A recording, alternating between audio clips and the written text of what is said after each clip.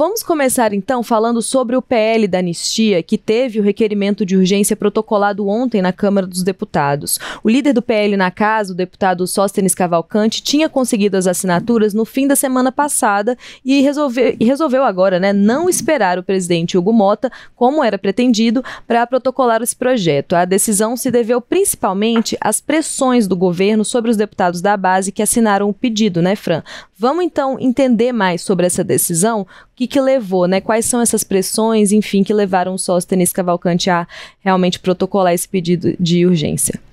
Pois é, a oposição estava buscando aí há algumas semanas essas 257 assinaturas necessárias para protocolar esse requerimento, que é para quê? Que é justamente para que esse projeto tenha um trâmite mais simples na Câmara dos Deputados, para que não tenha que passar por comissões, por exemplo, que o tempo de discussão também seja encurtado e assim ele ser aprovado mais rapidamente pelo plenário na Câmara, Como você bem disse, o Sóstenes disse aí que no final de semana já tinha conseguido essas assinaturas, mas que até então não iria divulgar, mas no final das contas a oposição resolveu mudar essa estratégia, porque o governo saiu uma lista, digamos que não oficial, sobre quem tinha assinado ou não esse protocolo, esse requerimento, e tinham vários nomes de partidos que fazem parte da base governista na Câmara dos Deputados.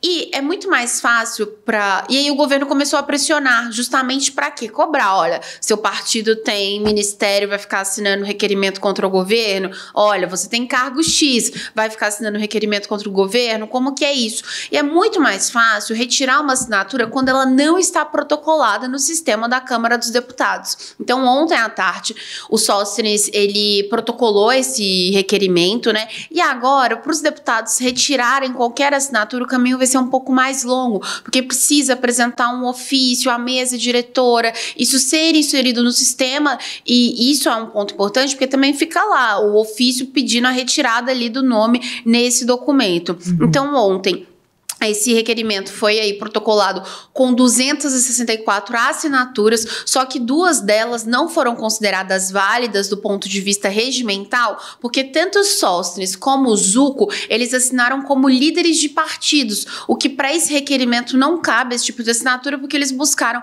essas assinaturas individuais.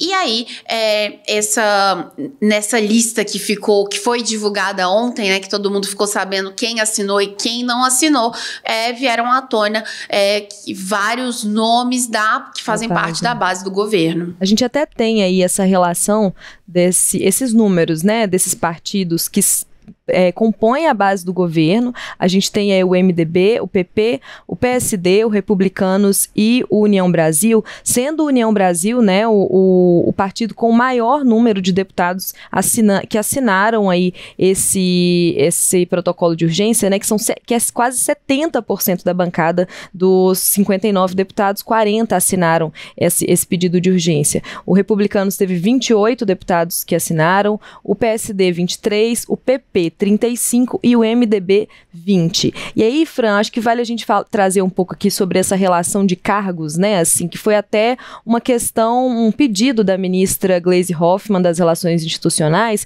que traz justamente essa intenção de mapear quais são os cargos desses partidos, não só desses partidos da base, até de partidos também que estão ali se aproximando, que estão nesse sentido de estreitar essa relação com o governo Lula, mas que compuseram aí essas assinaturas que foram muito importantes, que foram essenciais para a protocolização desse projeto, para esse requerimento de urgência.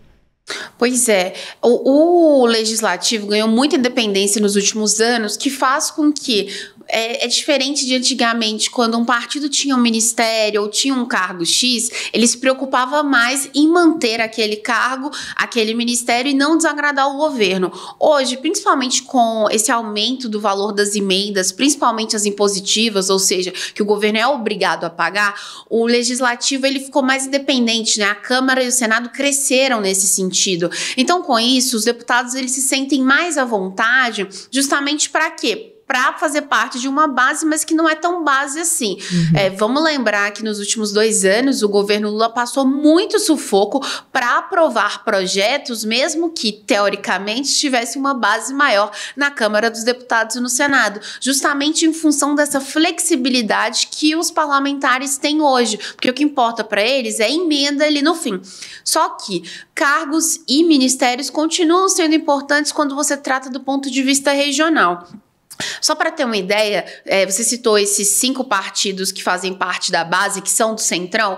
Dos 262 nomes que foram ali autorizados, que estão assinados, as assinaturas foram conferidas e registradas no sistema da Câmara, 56%, ou seja, 146 nomes, fazem parte desses 5 partidos. E surpreendeu muito o governo também outros nomes, como por exemplo do Podemos, que não faz parte do governo, mas que recentemente a Gleisi fez alguns gestos ao Podemos dando mais cargos para esse partido. Principalmente a assinatura de Renata Abreu, que é presidente da sigla, foi o que mais surpreendeu. Então, assim, a nível de comparação também, hoje a gente tem o MDB com 3 ministérios, sendo que tem ministérios que têm muito dinheiro de emenda. A gente está falando de planejamento e orçamento de cidades e de transportes. Tem o PP, que não é tão base assim, tem o Fufuca ali no Ministério de Esportes, mas que foi muito mais uma indicação pessoal do Lula do que do partido em si, mas não deixa de fazer parte da base. Aí você pega o PSD, que tem Minas e Energia com Alexandre Silveira e outras 2 pastas, e o PSD que tá com fome de mais espaço, Gilberto Kassab, não para de pedir mais espaço pro Lula. É o tempo todo pressionando por isso, mas tá lá, né? Quase metade da bancada do PSD assinou esse requerimento. Republicanos, que é o partido de Hugo Mota, tem um ministério e também assinou. E União Brasil, que tem 3 ministérios, inclusive vão lembrar que na semana passada o Juscelino Filho caiu, né, da pasta de comunicações, só que o partido continua tendo esse espaço ali na esplanada dos ministérios. Agora é até bom ver se vai continuar mesmo. Então, o que a Gleisi fez, chegando no comando da Secretaria de Relações Institucionais, é justamente mapear não só ministérios, mas cargos, porque presidência de órgão, principalmente estadual, toda a superintendência, tudo isso é muito importante. Para quê? Se for necessário fazer uma limpa. O Centrão sempre tenta, né, andar com todo mundo, mas tem hora também que o governo precisa ver até que ponto que vale a pena ou não esse apoio, né? Porque se para cada votação for um sufoco e para quando precisar não conta, então aí pode ser feitas mais mudanças, né? Fran, sim, Fred. Tem uma coisa também desses partidos, como eles são muito mais alinhados ao Centrão do que ideologicamente ao governo, essa movimentação acaba dando para eles também um poder de barganha, né? Porque eles podem, no sentido oposto, né? Vamos colocar entre aspas, chantagear o governo. Falar assim, se vocês me derem mais, eu posso entregar a minha participação aqui. Então eles acabam fazendo um jogo dos 2 lados, não? É isso, Fred. Quem manda, né? Digamos assim, que ali no Congresso, nessa relação do governo nos últimos anos, e principalmente desde Eduardo Cunha e Renan Calheiros no Senado, realmente é o Centrão, né? O Centrão conseguiu se posicionar e aumentar o espaço cada vez mais nesses últimos anos. Uma grande prova disso também foram as eleições do ano passado, em que o Centrão cresceu em prefeituras em todo o país. Isso dá mais força política, né? Porque os prefeitos também são importantes para essa composição. Então tem essa questão como você bem disse, do governo cobrar agora, mas também tem isso,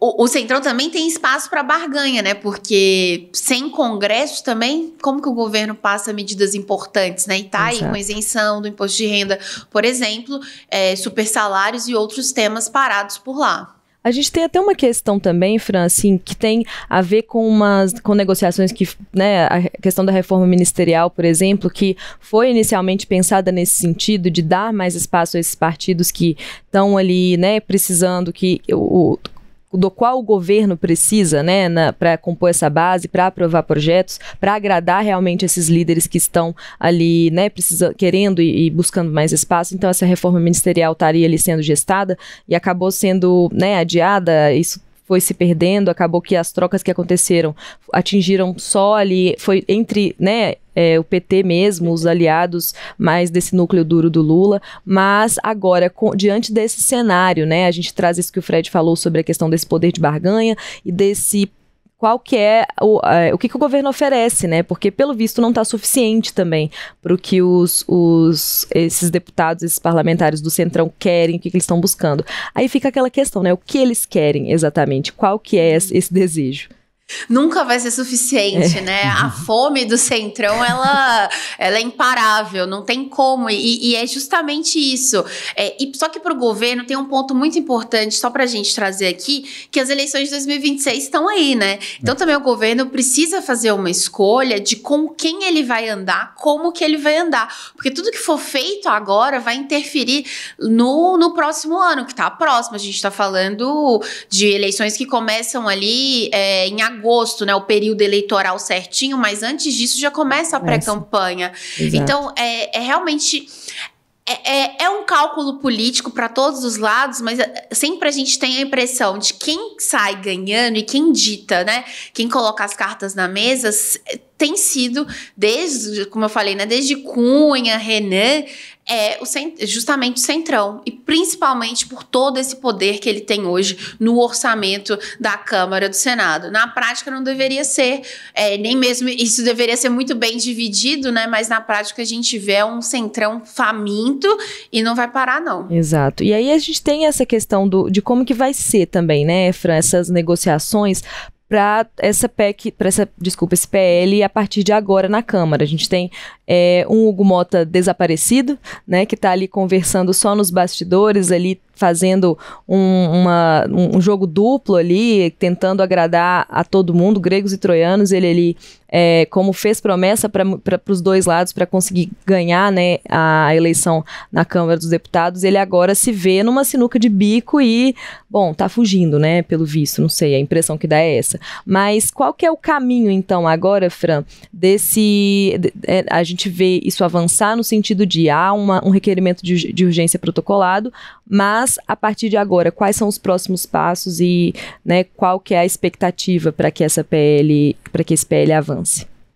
Pois é, talvez uma grande sorte de Hugo Mota, além desses feriados prolongados agora, é justamente o fato de que a Câmara é só uma etapa para esse texto, né? Vamos explicar. Esse requerimento foi protocolado, agora também depende de Hugo Mota para pautar ele, né? O líder do PT, a gente estava conversando, o Fred até lembrou que o líder do PT na Câmara, o Lindbergh Faria, né? Ele já tinha dito que há mais de 1.000 outros requerimentos de urgência também na Câmara dos Deputados que não saíram do papel. Então depende do Hugo Mota para pautar esse projeto. Pautando esse projeto, o que acontece? Como eu disse, tem uma tramitação mais rápida. Então, esse projeto é avaliado somente ali no plenário da Câmara dos Deputados. Agora, e é um projeto, então, maioria simples. Agora, se aprovado, ele tem que seguir para o Senado. Lá no Senado, a situação não é tão confortável para o PL como é na Câmara, porque na Câmara são 92 nomes. Lá no Senado é uma bancada menor. O próprio líder do partido disse em entrevista ao Globo que as negociações lá passam por diálogo e não por obstrução, como é na Câmara. Então, há um caminho mais difícil. Dependeria muito de acordos com Davi Alcolumbre, presidente do Senado, para que esse texto fosse diretamente para o plenário e não passasse por comissões. Mas, além do Senado, se aprovado no Senado, esse texto ainda tem que ir para a sanção do presidente Lula. Então, obviamente, Lula vetaria esse texto na forma como ele está hoje, obviamente. E com isso teria que voltar esse texto de novo para o Congresso. Aí sim, uma sessão do Congresso Nacional, cabe a Davi Alcolumbre pautar e precisaria de pelo menos 257 deputados e 41 senadores, ou seja, a maioria absoluta, para derrubar esses vetos. Se derrubado o veto, ainda tem um outro caminho, porque esse texto ele já é considerado inconstitucional por membros do Supremo, então isso ainda seria questionado por lá. Ou seja, a gente está falando de uma que é vista talvez como a principal saída para o ex-presidente Jair Bolsonaro, né? Porque é o que o projeto da anistia ele prevê esse perdão para quem participou dos atos de 8 de janeiro, mas principalmente para Jair Bolsonaro. Mas não é um caminho simples, ele é muito tortuoso, mas nesse momento quem é o cara da vez e que se ele dá esse aval, as coisas começam a andar e isso vai gerando pressão, é Hugo Mota. Mas como você disse, ele está sendo pressionado questionado por governo, por oposição, também pelo próprio Supremo. Então, o que tem sido falado nos bastidores é que ele está tentando buscar um meio termo. Agora, para esse tema, há meio termo? Acho difícil nos moldes que temos hoje. É um excelente questionamento isso, né, assim, existe um meio termo nesse caso, assim, existe a gente teve até a fala da Glaze, mas aí quando ela fala sobre isso, sobre essa revisão da dosimetria das penas, ela também desagrada o STF, porque aí o STF também se sente ali tolhido do seu dever de julgar, enfim, de estabelecer essas penas, e, enfim, é um grande conflito, né, assim, que vai acontecendo entre os poderes para se chegar a uma solução disso e tudo mais.